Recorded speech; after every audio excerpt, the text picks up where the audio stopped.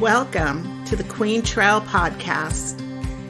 Meditation doesn't have to be sitting still and having an empty mind. The journey is such a beautiful thing because we are all on a journey. You want to make sure you have some kind of distribution plan, or at least have an idea of it, because you can make this really amazing film and it only gets seen by your family and friends. Old Hollywood is still intact. Every horse runs hard, but when they win, and they know it, they've got this little sass about them. It was pretty rough. I had to go into the water and with my med pack, swim to the beach, treat these guys, put them on my back, swim out to the helo.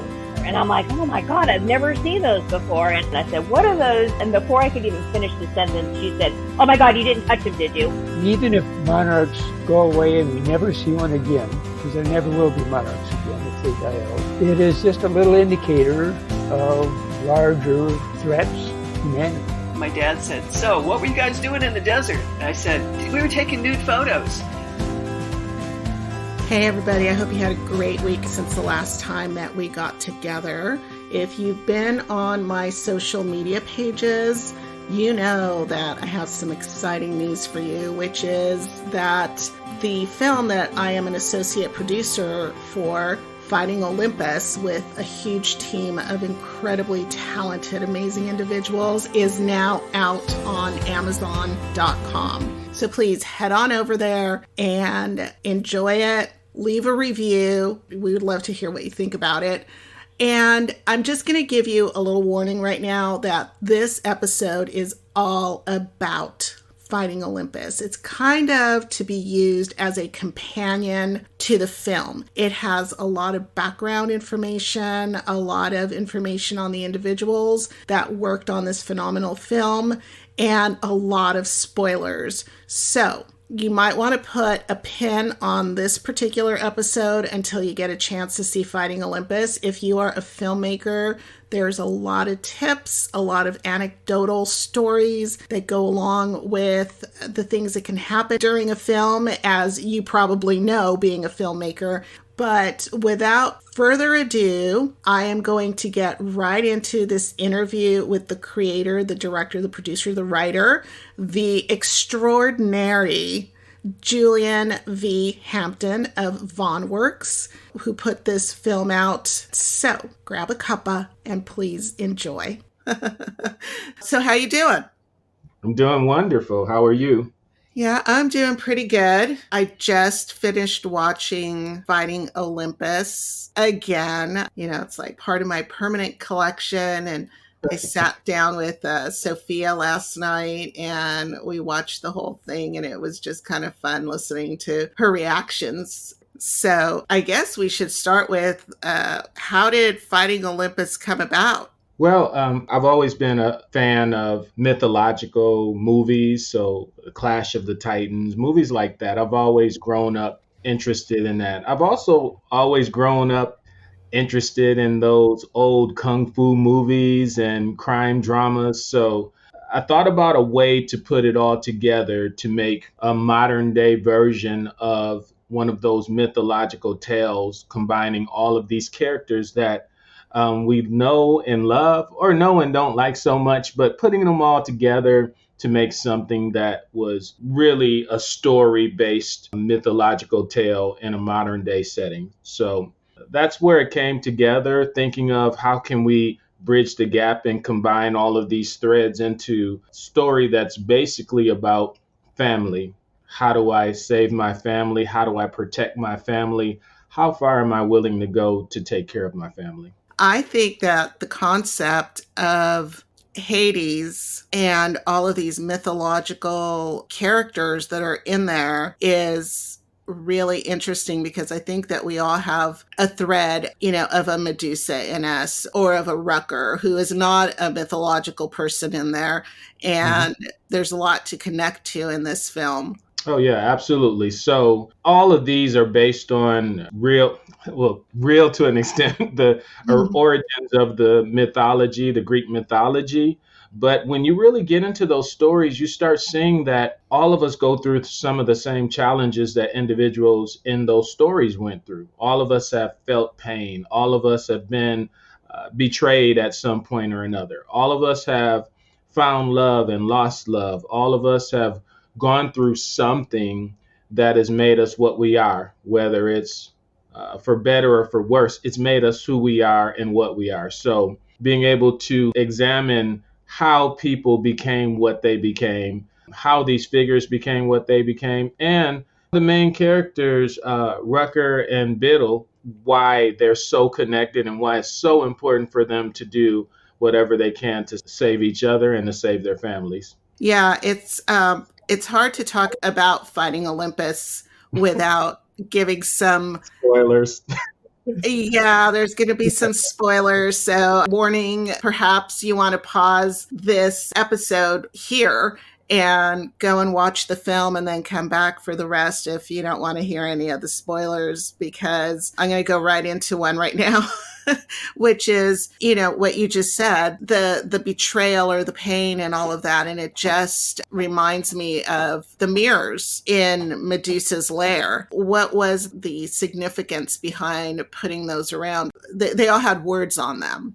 Well, the concept, when you really think about it, it's a self-identifier of pain. So when we look in the mirror, sometimes we don't always see what we want to see. Sometimes we see the worst version of ourselves. We see the pain and the hurt and the betrayal and the victimization that we do to ourselves, unfortunately.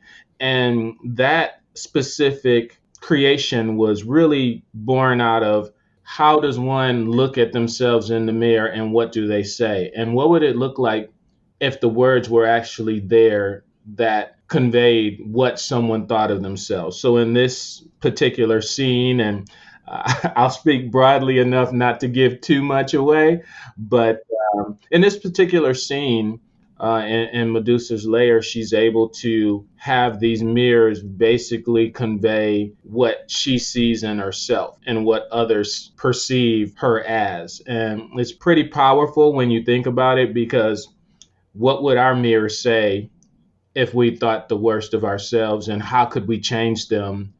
How could we break that reflection if we started thinking better of ourselves and speaking to positivity in our lives? So it's just the pain reflected off of the mirror back at her. And we all do that to ourselves. You're right.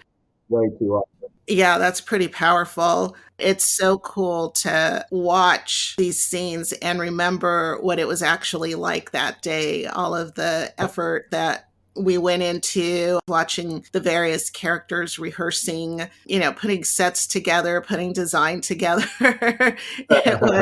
It was a lot of work in the background that looks so seamless and just effortless on the finished product. And that's really satisfying to watch this story that was on paper at one time come to life. Absolutely. Yeah.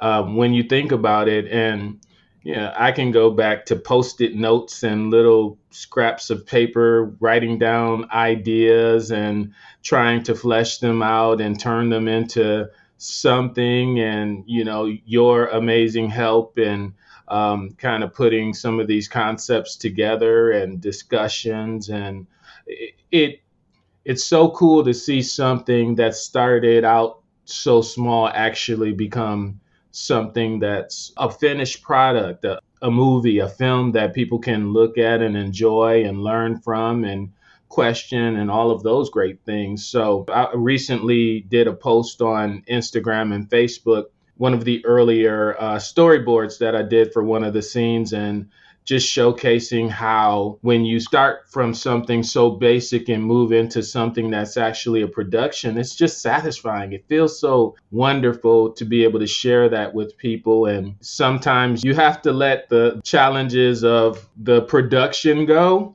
and just enjoy the finished product, because realistically, fans don't care. Viewers don't care. They just want to see a good film. So, but we know behind the scenes, Right. we know behind the scenes of what made it and all the sacrifices that cast and crew made and the work that went into it. And sometimes even still them questioning, what is this supposed to be? And then they watch the movie and say, oh, I get it now. Okay, that's what that meant. And that feels good.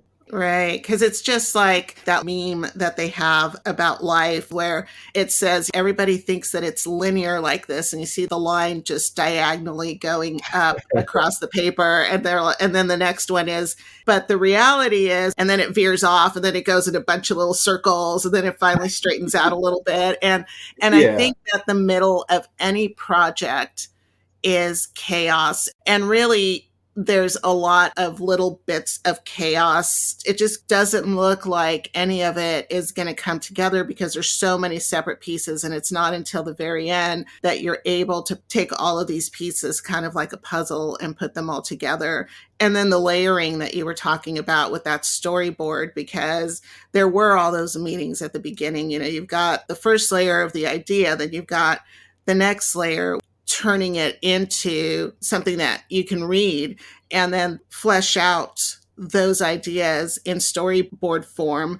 And then finally getting everybody together and going, all right, we're going to do this. But it's a lot of work because there's so many locations, there's so many props and, and like the Hummer, your Hummer story, try to bring all of that together. That was like a really long drive in that car. Well, it's the sacrifices you make for the love of a production. Filmmakers are kind of like mad scientists. We see what the outcome should look like, and we're putting in all of these crazy ingredients and spices and formulas to make something that once it explodes, you hope it becomes what you saw in the beginning. So that's kind of where we are. And the Hummer story is a really great illustration of that, because it's always great to have those extra visuals in there, but you have to find ways to make it happen. So driving a few miles per hour for a long distance in a Hummer, it's not as relaxing as it looks like on TV. It's pretty rough, and taking that long drive with the other producer, Derek Horniak, and just having this conversations where neither of us could hear each other. It was such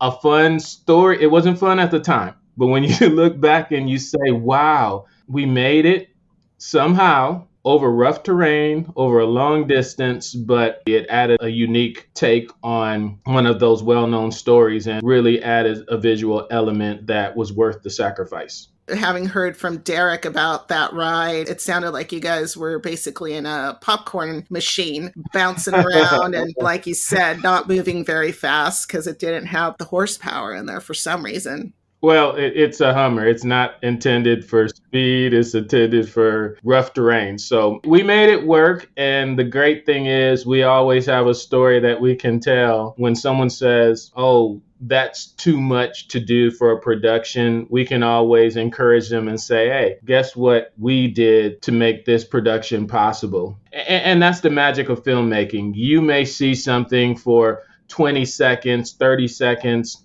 in a film and not realize that it really took 5, 6, 7 hours to give you that 20 seconds, 30 seconds of enjoyment on screen. And it's worth it. It's always an interesting story to tell. It's always something that you can take pride in, that you were willing to do the extra. The whole thing is an adventure. Every scene is an adventure in itself. There are things in that film that took a lot of work, a lot of time, a lot of effort, a lot of sacrifice, like you said, because there are not very many special effects in it. It's not like a super special effects film. And one of the things that I hear a lot is you can add the effects in edit. And that is not always the case. So there's a lot that you can do in edit, but you can't always fill in like these big gaps or create things not without huge expense that you didn't take the time to do in real life. So it is worth the effort. And, if you want to have a scene look the way that you envision it, you have to put that work in. Yeah, absolutely. That's what separates the levels of production, especially at the level that I'm at right now with filmmaking. That's what the difference is. How much effort did you put into it? Yes, you can spend half of your budget on special effects, but reality, unless you're spending a huge amount of money, it could look like the budget you're paying for it, right? That's one of those, you get what you pay for. Now, we were fortunate in the limited special effects we had that we had some people that did a great job, but the most effective thing is doing it practically. Mm-hmm. I recently had a panel speaking engagement in San Bernardino, and thank you for hosting us, talking to filmmakers about how do you create scenes, how do you create props, how do you do things when you don't have a lot of money to get it done. And it's all about creativity. It's all about what can I make look like what I see. And I think if I had to say, one of the stronger points of this film was being able to have things that really spoke to the characters, that spoke to the environment without using special effects to compensate for it. So it's a lot of work, but when you're done, you can take pride that it looks realistic enough, right? You're not going to have a real grenade. You shouldn't. I would advise against it. But if you can make something look like a grenade, you're going to be in a much better place budget-wise and visually. Do you have a effect, something that was created that is a favorite of yours or that you're particularly proud of in that film? You mean like a props or set dressing or anything like that? Yeah. Yeah. I would say the one that I enjoy creating the most is there's a scene with Apollo where the main character, Rucker, played exceptionally well by Leslie Jones. That scene, there was a bust of Zeus, and that was hand created. And I really had fun creating that because I wanted to add some visuals in there that really looked authentic, but that I could create myself. So a lot of work in the backyard, a lot of spray paint, but on camera, it added a little something extra. So it's those little things. Like what is it that someone will just catch a glimpse of? They may not focus on it. It doesn't have to be a major part of the scene, but it's something that people will see and say, that's interesting. Wow. That's pretty cool. And once you have that, enough of those moments really impact your set. It doesn't look boring. It's not just white walls and people discussing things. It's actually a movie, a set. It looks the part, and it makes people feel like you've invested the time and energy and budget into it when really it's mostly about just being creative. Yeah, I remember that bust, and to me it stood out in that scene, and for some reason I thought he's going to tell me about that Apollo scene because it was there was a lot of creativity that went into that, from the lighting in the aisles to the way that it was shot, and It's just a remarkable scene in numerous ways, and just really great acting by like you said, Leslie A. Jones and Benjamin Sadiq.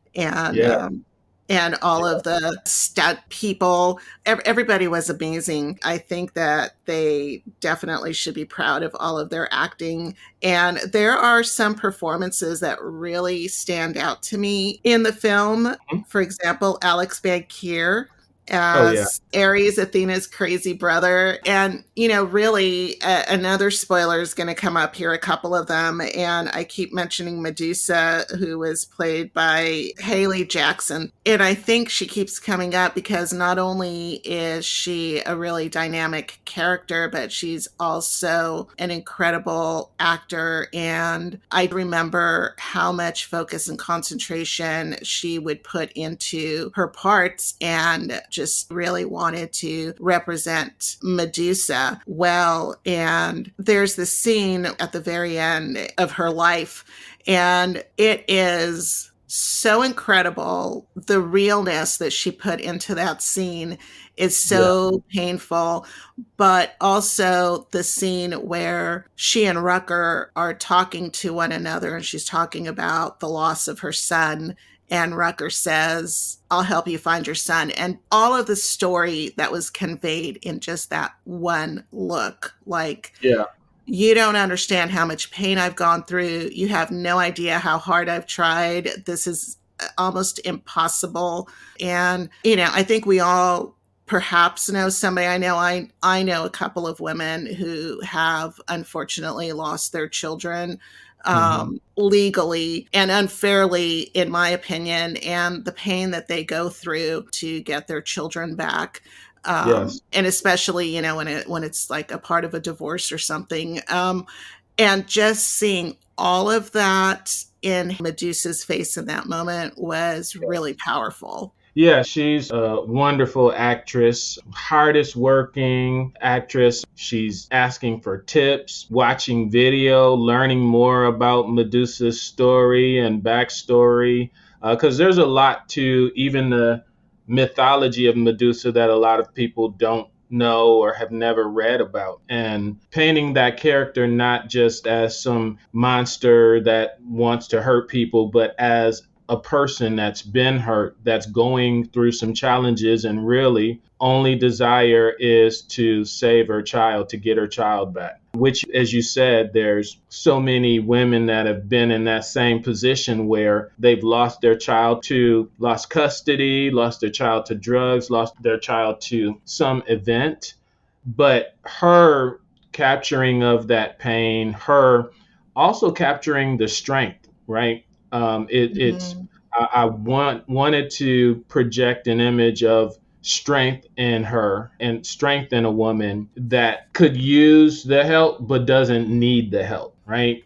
She's strong, but you're stronger when you have those people supporting you. And that's where it came from. So she was awesome. Loved working with her. Look forward to working with her again. She put in so much effort into bringing out the character, the pain, the joy, the fight. And I'm so appreciative of her. And you also mentioned a couple of people, Alice Bankier as Ares, just an amazing talent with great stunt skills, great martial arts skills, also just character, just an awesome character, the way he projects kind of a different type of character with a bit of a sense of humor, but also someone that you like not liking so much. And that's he's unhinged. yeah.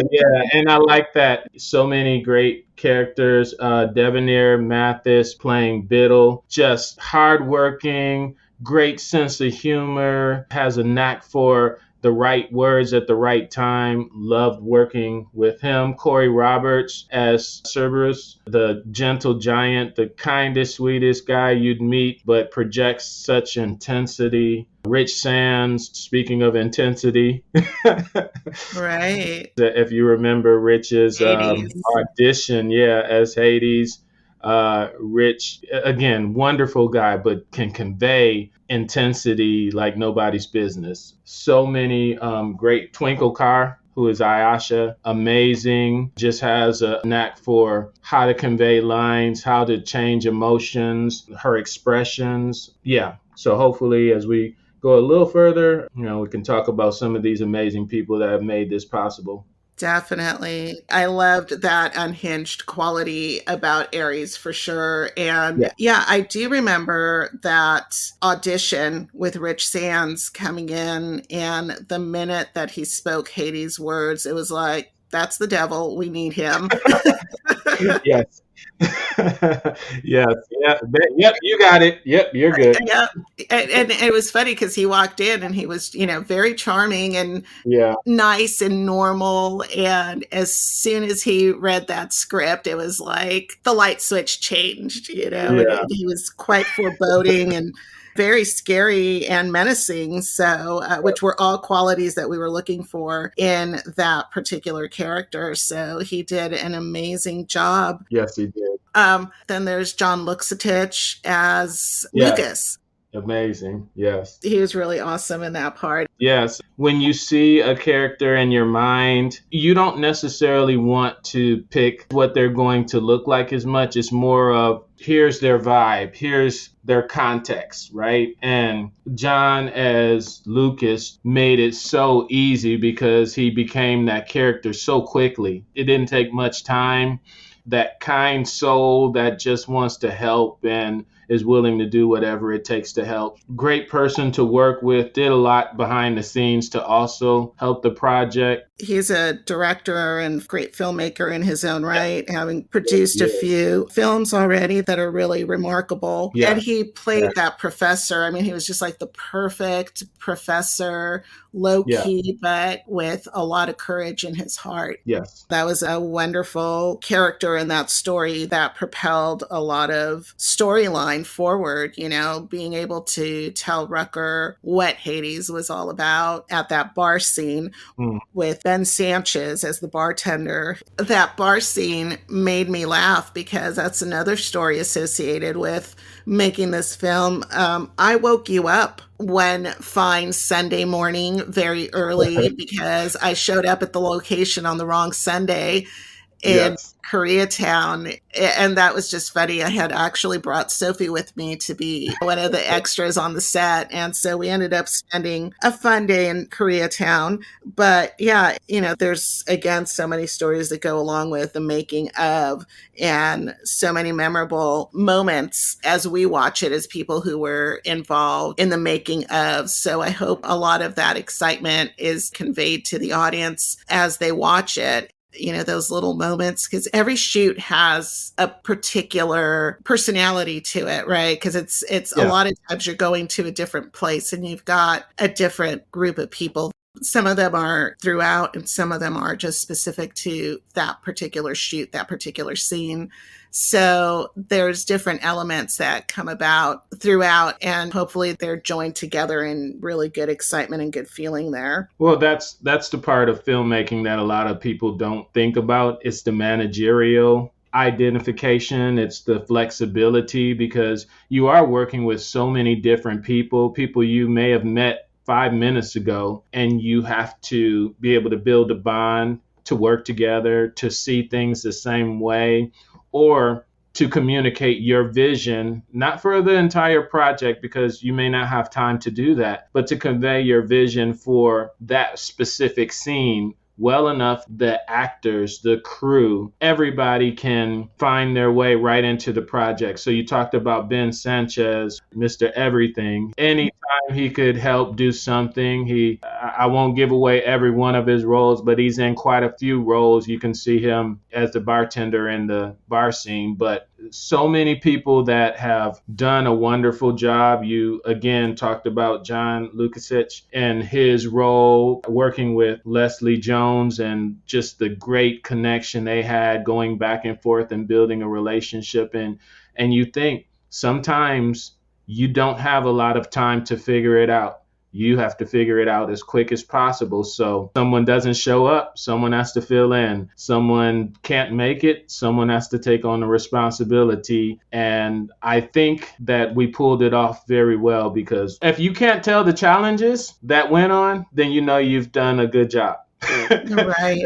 If you can't look at a finished product and say, whoa, I could see where you were missing that, then you're probably doing okay.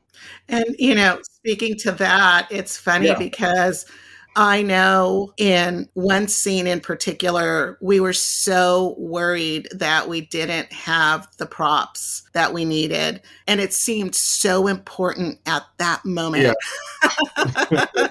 And we totally thought, we need those props. There's not enough height here. It's going to look too stark. And in watching that scene, it was excellent. You know, like it was not that important. And so the reason I'm bringing that up is for any filmmakers that are listening to this, sometimes you just have to go and do the best that you can.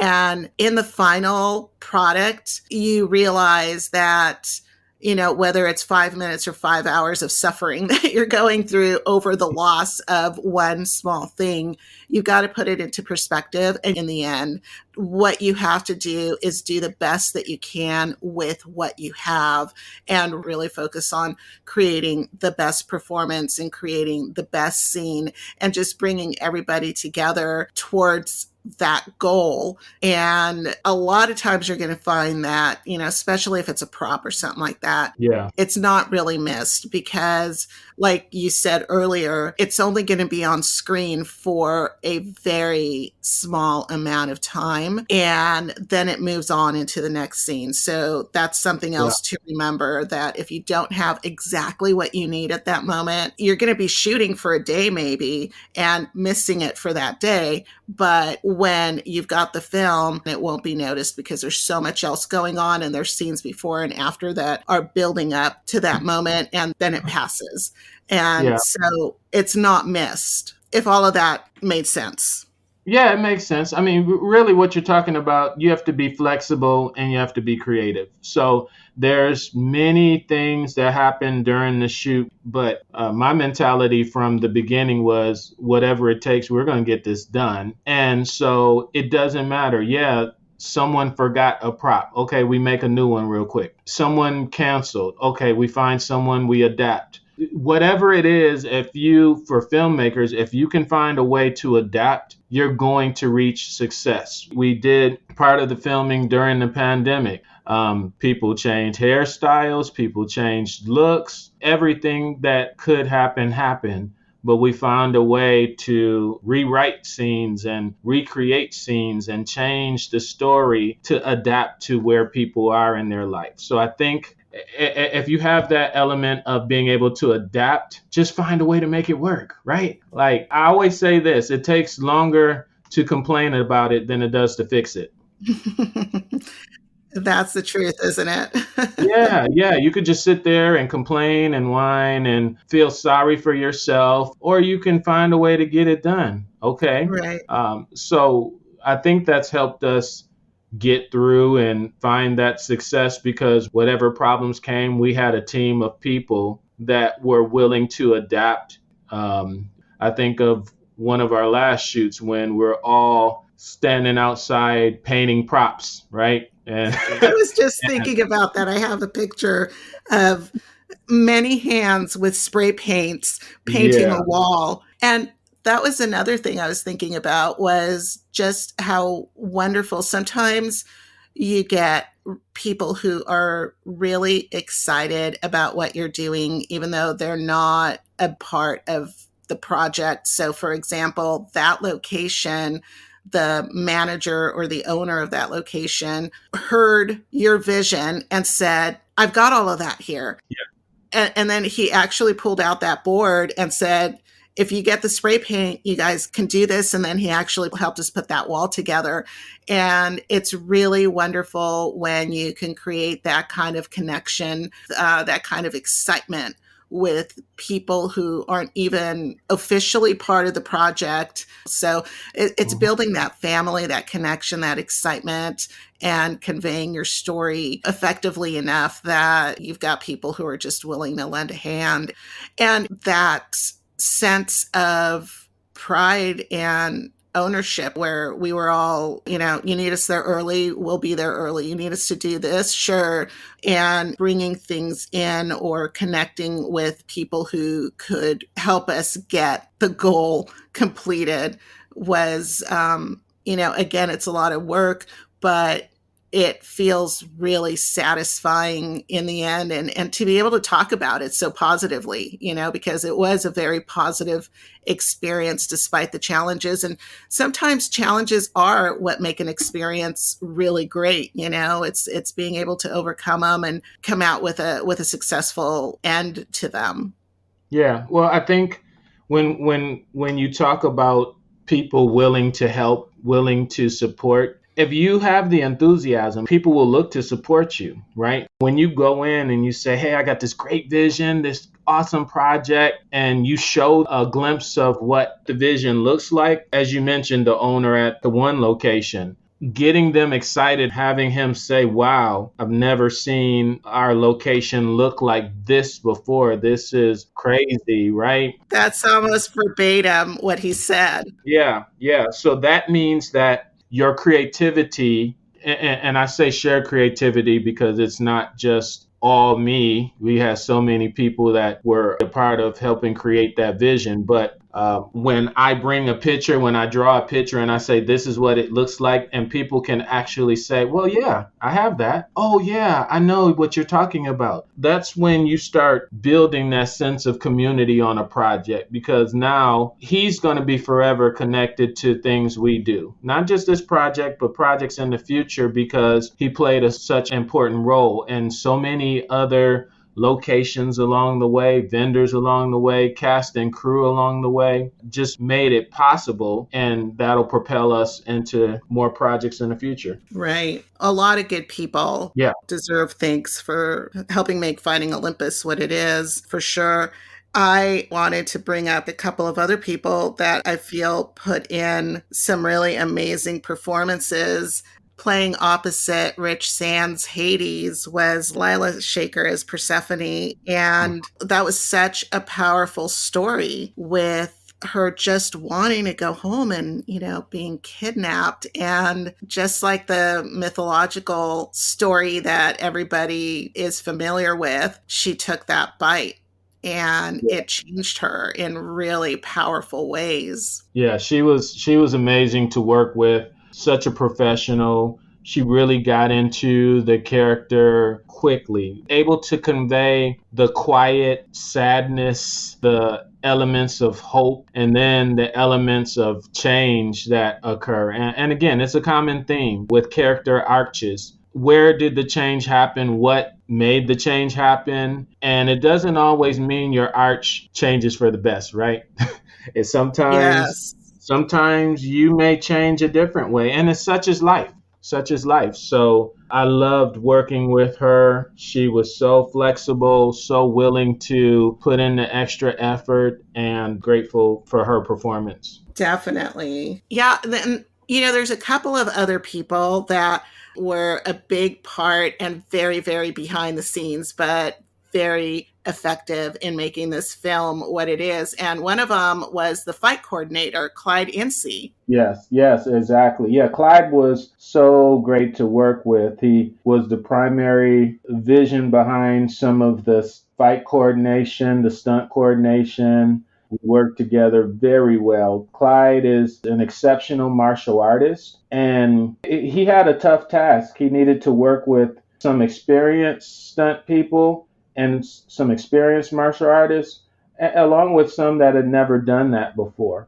And to be able to blend those two groups together and find a way to bring out the best in someone who's never had that type of training and make it safe. Clyde did an extraordinary job. If anyone has been in action type movies with any fight scenes, you know how dangerous it can be, and to be able to sell it, there's a possibility of someone getting hurt, and we definitely didn't want that because we wanted to keep everyone safe. But Clyde took great care in making sure that people were safe, that no one was hurt, that no one was injured, and no one was pushed past the point of their capacity or their capabilities. So really appreciated Clyde's hard work and his kindness and his commitment throughout the process. Definitely. And, he had to train, like you said, some people who had never done a fight scene in a very limited amount of time. There were, of course, some rehearsals prior to the actual shoot, but still it was very limited amount of time. And he was so successful at training them properly for the shot. And it was just such a pleasure to watch those scenes because they were so effective and very exciting. Yeah, it was. And not having professional stunt training and just basically knowing how to fight, but not knowing how to take a movie punch. I got to be part of those rehearsals, and it is not easy. I give the actors so many props. I will tell you, faking a punch or faking taking a punch is very, very difficult. I flinched a lot and I swung back a lot, and that's not what you're supposed to do.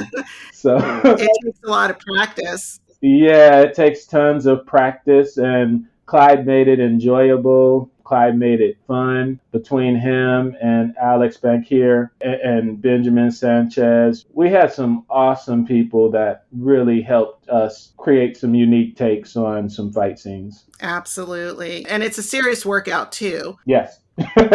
Oh, yes. Yeah, I felt the burn a little bit afterwards. That's so cool. And one more person I wanted to mention that made those scenes so realistic when nobody actually was battered and beaten was Marcy Quintana, who was Yes. makeup. And she just did such a phenomenal job creating bruises. And actually, one of the things that Becky Hampton did was also some of that makeup. She created that scar on Ben's face for the bar scene. That was really spectacular. But Marcy did a lot as well. And, kudos to her for making those injuries look very realistic. Yeah, I agree. We had a team of wonderful makeup artists, and Marcy really showcased her talent throughout, making sure that people looked the part, making sure that, yes, the bruises and the effects makeup, but also just the makeup that makes it look like a film. You don't want, sometimes the separation between budgets of a film are details like having a good makeup artist, being able to make people look presentable on camera. And she did an amazing job with that. Such a great worker, such a great person, so kind, so enthusiastic about everything. And being able to see her in the film acting a little bit was also awesome. I really enjoyed having her on set. Yeah. Well, one of the things that I'm thinking about too in preparation, now that we talked about Clyde, is that there was also another person who is really as well very hidden behind the scenes, and it was the coordinator for the SWAT team scene. Yeah, absolutely. Yeah, Pharaoh Barrett. Wonderful training. It was nice for all of us that were part of the SWAT team to get some in-depth training on weapons, how to hold weapons, how to run with weapons, some of the maneuvers. Because you want it to feel as realistic as possible. Yes, it's a film, and yes, these are actors, but you want it to feel realistic. And Pharaoh taking time with us and talking to the cast and crew about not only what it should look like, but why it is the way it is and why certain things aren't the way they should be. So if you think of certain movies and you wonder, okay, is that how people really would react? We wanted to get past that and make it better, and Pharaoh was so instrumental in getting us prepared for that training. Absolutely. And I have to add, because it's such a big story since last year, is the weapons safety. He really made sure that the weapons were being handled safely, but they also, I want to throw in that they were not real weapons. And that's, with the very sad and tragic situation on the Rust scene, that's one of the discussion points that has come out over and over. Why do we have to use real weapons? And if you take a look at Fighting Olympus, we did not use real weapons. I mean, a couple of them really looked like toys up close and in person. But when you take a look at the final product, they all look like real weapons. And despite that, Pharaoh was still very adamant that I'm training you on these weapons that are not real, but I'm also going to train you as though they were. And he had safety first and foremost in that training. Yeah, anytime you're handling a weapon, regardless of what you think it is, you just have to assume it's real. Just assume it can do damage because you just don't know. You don't know what the functionality is, so you assume it's real. But we made the wise decision early in the process not to use anything that could cause any damage at all, and still handle it safely, still being cautious, but make sure that there was nothing that could ever have any sort of live round or anything in it. And safety's paramount. And unfortunately, you can see what happens when there are challenges with that. But we had a safe and productive experience, and a lot of it was due to Pharaoh. Yeah, definitely. And then the other violence that occurs in the film is, again, hand-to-hand combat. It was all phenomenally acted out, but one of the scenes that I thought was shot with a lot of novel ideas and just very creatively was that Apollo scene. And we had Rushdie as the cinematographer that day. Yeah, Rushdie was awesome. His focus on creating a natural look while also getting into the mix was really something to see. And having great cinematographers, we had some awesome ones throughout. Two that stand out to me again are Spinnaker, Weston Greenberg, and Rushdie was phenomenal as well. And with him understanding how to shoot fight scenes, how to get certain angles, and just being creative with the different visualizations and angles he took really served the product well. So I appreciate all of our cinematographers. They all did a great job. And I know that the thanks often goes to the actors, and deservedly so, because they're the ones that bring the action to us and the visuals to us. But I think just mentioning so many different people who are behind the scenes hopefully gives anybody who is not part of film an idea of how many moving parts and just how big of a team is behind what you see on screen, and their dedication to the project just really is what makes it possible. And then again, you had mentioned your editor earlier, because it just continues on. It's just kind of like this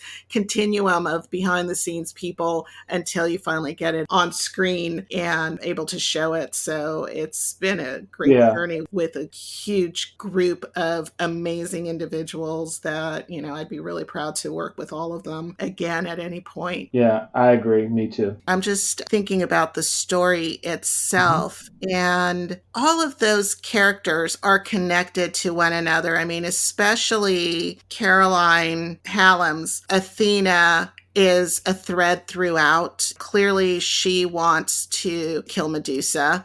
And so she ends up being a very strong thread throughout, but they're all connected. You've got Poseidon in there, who is connected to Medusa, and Chris Sauer, who was played by Riley Locke. Riley Locke. What a strong performer at such a young age. I mean, his ability to turn on tears and really pull at your heartstrings was amazing. Yeah, it is. I can't imagine being at that age and being in so control of your emotions. I just think when I was that age, if someone asked me to play that role, I probably would just run away and play with my Legos. So right. I don't know what I would do. But yeah, a young professional did a wonderful job, was able to convey the emotions of a child in turmoil, a child that's facing some significant challenges and significant influences. And again, you can see the threads between that and life. Young people facing significant pulls this way, that way, and being emotionally challenged and damaged in the process of trying to find who they're supposed to be. So those threads all run together. You mentioned Caroline Hallam, who not just great with her martial arts performance, but just an awesome actress, very professional, got that intensity that we were looking for in Athena. Being intense, but also having a sense of what's right in her heart. It doesn't mean it's right, but she knew what she wanted. She knew what her goals were. And having that play between Caroline's character, Athena, and Ares really made it an interesting story. I also want to give props to MJ Vargas, who played Poseidon, because again, he played a major role in encapsulating the story and bringing everything together. Just very talented actor, and it was nice seeing those 3 or 4 characters interact and weaving their web together. There were a lot of vignettes that were going on between particular characters, but they were all tied together in Hades itself, not in the outside world. And so I kind of wanted to talk about if you could give an overview of what Hades, the place, was. I would say Hades, the real theory behind Hades in this film was a world created by someone who had their own intentions on what it should be like. So it wasn't Hades as in hell. It was Hades as in it's a creation by one man to create a society as he sees it, right? Not as it is, but as he thinks it should be. And again, without going into the individual components of the film that I would love our listeners to find out for themselves. But when we talk about Hades, we talk about a society that's created on one person's vision of what things look like. And we've seen that even in our real world of today, where people think that this is what society should look like. We've seen that going back in the day to some of the most heinous leaders in our time. They had that same theory that this is what society should look like for me. And you also had people that saw it in a good way, where this is what society should look like for us. So Hades really is more of a theory, more of a thought, more of a belief of basically, as long as you follow these rules, our society is going to work out the way it should be. So you always have people that are opposed to the way the world is and they want to create their own. In this film, Hades did create his own society, and we see the ramifications of doing that. Yeah, when I first was envisioning what Hades was, it just brought out, those societies that you were just talking about, perhaps Jonestown or Waco. All of those places where somebody or some group of people decided that they weren't going to be part of the larger, broader society around them, and they were going to create a new place. And Fighting Olympus makes you think a little bit more deeply about why these communities end up not working. The rules that govern our society weren't in place. They're totalitarian, they're more rigid. And also something about Hades is that people are being kidnapped. I mean, everybody ended up there against their will. Yeah, well, it's one of those where it's kind of a catch-22 in a sense. It's against your will, or is it, right? There's a question. Is it against your will, or is it? Even if it starts initially against your will, once you become a believer in whatever that is, whose will is it, right? It's just one of those where you have to think a little different behind why people do what they do, why they join these societies and stick with them. Are they in control of their decision making, or are they not? Can they choose differently, or are they so invested or corrupted where this becomes their new normal, their new life, right? You think of even something like The Matrix or movies like that. What's real is what's real to you, not what's real to me. So I think it goes a lot deeper psychologically. Think about it. Now, of course, if we put all of that in it, it would be a 5-hour movie or a mini series. So there's a lot of elements. Wouldn't be a bad thing. No, I would be all for it, but yeah, I got to consider the viewers too, because 5 hours is a long time.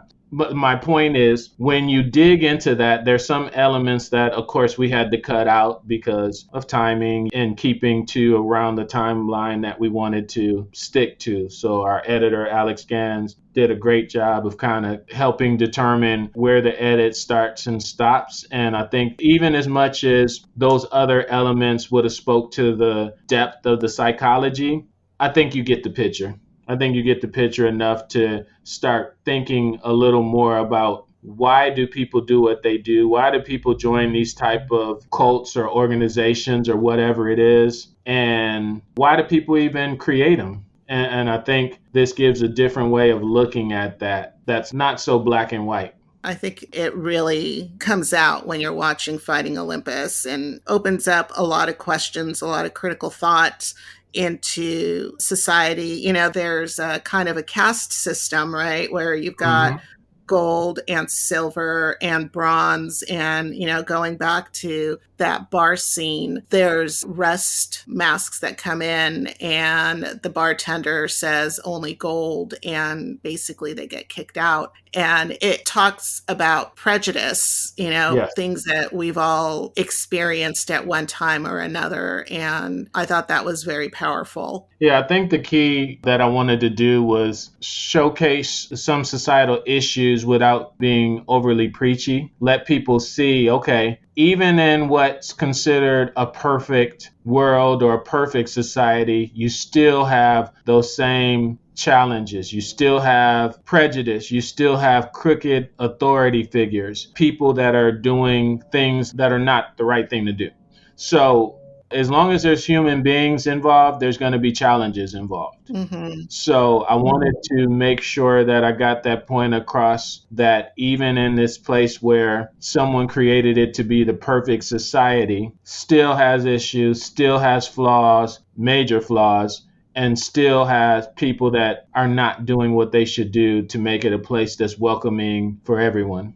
Right. But in its inception, it really wasn't. It was a place that was welcoming to those who fit a particular mold. And Yes. that was the vision of the man Hades, who Yes. basically was a madman.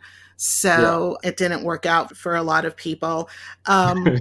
The outside world. Now, I think that's really interesting, the contrast there. Because I'm talking about contrast, there's a fine line between the two of them. And actually, it's not that fine of a line, because you have the ferryman. That ferryman scene was just phenomenal.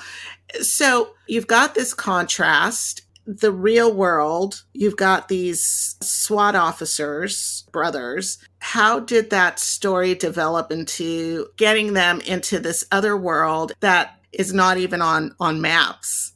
Well, basically, Hades is in the real world underneath the real world, if that makes sense. So sometimes things are right in front of you. Sometimes there's cultures that are beneath where you are, and that's where Hades comes in. So in the real world, or the other conceptual world, we have Rucker and Biddle, who are the brothers that are moving on from being in the police force, right? Being in the SWAT team. And their main goal is to help people, to save people, to support their families. They really have a disdain for the corruption that's going on in the police world. So they want to fight against that. And, that's timely as well, as we're seeing so much corruption and negativity and pain caused through the police force. But Rucker and Biddle, that's not them. They speak against that. They don't like it. They want to stand up for the people that need help. But events in their life cause them to move on from that. And that starts that hero's journey into that other side. So where Hades exists, it's kind of a subculture of a culture. It's a world within a world. We didn't want to make it too mystical to where people flying around and shooting real thunderbolts and all of that. Right. It's that concept, but with a twist. It's that concept that we can relate to, because all of these situations we've been through. So Rucker having to make a decision on his job versus his life. Biddle having to make a decision, family versus his job. Rucker having to put everything on the line to fight for his family. Biddle doing the same. And to see these two men fighting for each other, going to the depths of Hades for each other, is a story that we could probably all relate to, because we are all willing to go as far as we can to save the people that we love. Just wrapping all of that together, this powerful story of these SWAT officers and everything that you just said, and that family unity, and then the mythological portions of it, and the journey that they have to take to find one another, and in the process meeting all of these different characters. And some of them, like Medusa's character, again, who is such a big part of the story, they are willing to help. and actually bring some empathy towards. And, like another thing I wanted to mention since I'm back on Medusa is that I think in Fighting Olympus, she really was presented in a way that she normally is not. And I really thought that was great because there was so much more to her than just she's a monster, as she is in so many other films. It's like, who is Medusa and why does she become that way? And you had touched a little bit on that earlier, but I meant to add that then, that it was really refreshing to see a bigger story and much more of her life presented. But just bringing all of that together and then, being able to see what happens at the end, it shows how that challenge was accepted and understood and put together so effectively. Yeah, thank you. Well, I think about Medusa's story, and she's not a one-dimensional character. And so often that's how she's been portrayed. Just like all of us, when you think about it, what would happen if we were captured at our worst possible moment? Would people consider us a monster? What would they think about us if you just took a snapshot of the worst we've become in life without looking at how we became that way or how we transformed to be better people, better us? So I really wanted to dig deeper into not only her struggles, not only what made her what people typically see her as, but also what makes her tick, what makes her heartfelt. What is her goal? What is her drive? What does she really want? Which is simple, and it's the same as most of us would want, but it's a new way to look at it. So it's really important for me in this film to kind of adjust some of the stereotypes of certain characters, some of what you say, this is what that character should always be portrayed as. I know you spoke to Charon, who's the ferryman, and Charles Gamble's great performance in that. And the intensity that he conveyed, and he fit that role so well. And that's another element of, if you had to paint a picture of what these people would look like, what these characters would look like in real time today, this is what they would look like. This is what you would get.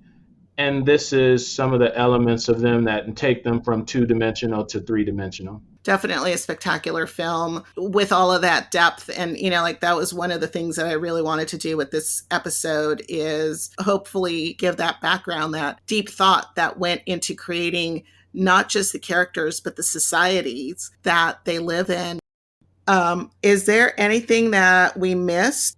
Yeah, I want to just give a couple more shout outs. Of course, I can't shout out every single person, but a couple other people. You mentioned Benjamin Siddiq as Apollo. So awesome to work with. Such an intellectual, such a professional. Played that role exceptionally well. Pamela Rose Rodriguez as a reporter. Just a joy to work with her. Anika Barbosa. Wonderful working with her. She did so much behind the scenes to make the production move forward and to help things out. Amber Ford, who played Bristol. Maureen Germain, who played Janie, did such a great job bringing that role to life and connecting with Biddle and her relationship.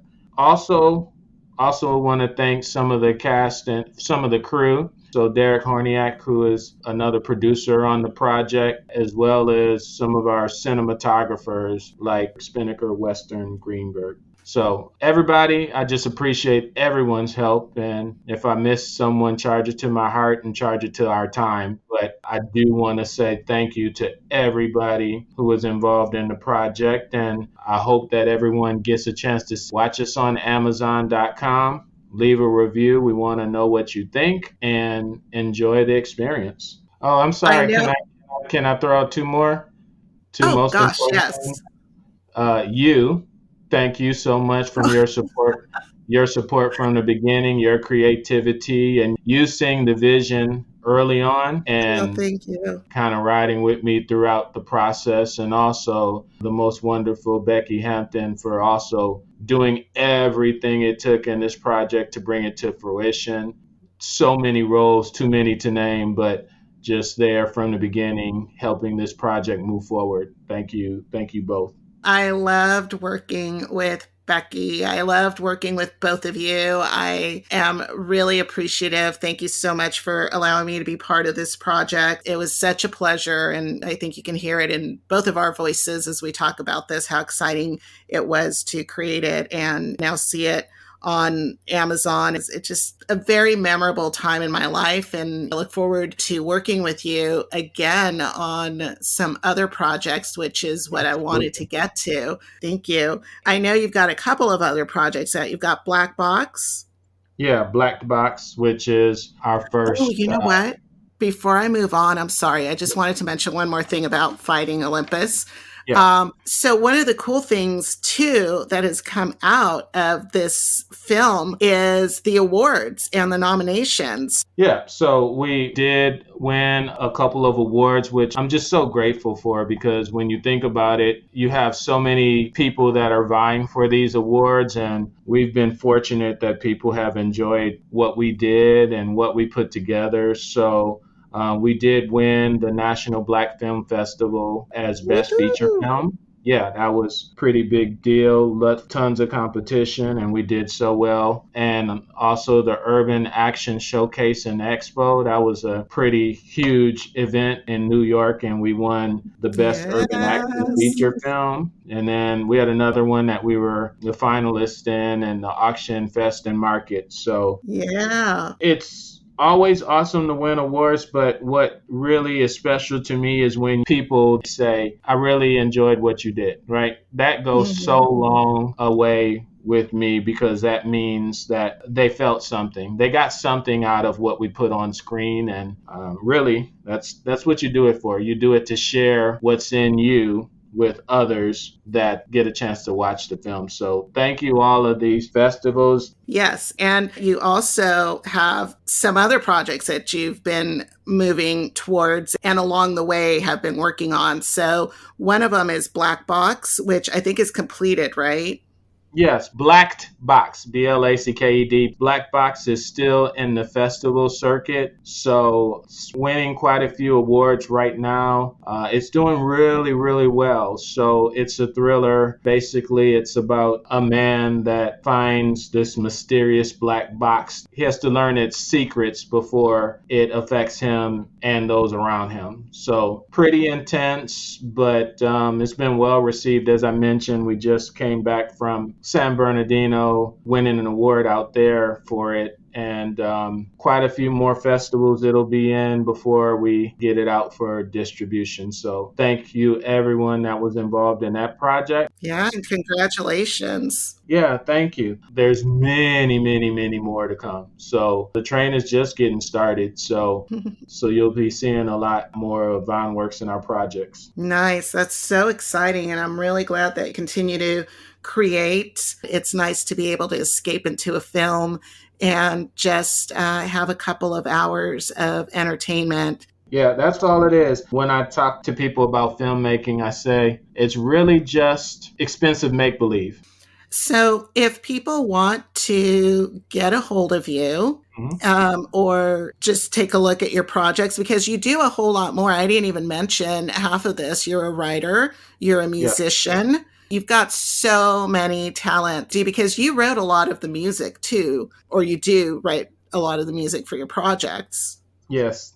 Yeah, well, some of the projects. So we had a great team of composers that worked on Fighting Olympus and Black Box, but I was privileged to be able to do a few pieces of music in the project. I'm really enthusiastic about how it turned out. So going from my background in music production that I've done previously and being able to incorporate some of that knowledge and experience into this project really was cool. It's cool. Anytime you can add a little bit of yourself, a little more of yourself into a project, yeah, I'm all for that. That's incredible. So if people want to get a hold of you and see all of the things that you've done, what's the best way for them to do that? Well, I'll say right now, I would encourage people to check out Fighting Olympus. If you want to learn more about the project, you can either go to our website, which is vineworks.com, VAUGHANWORKS.com.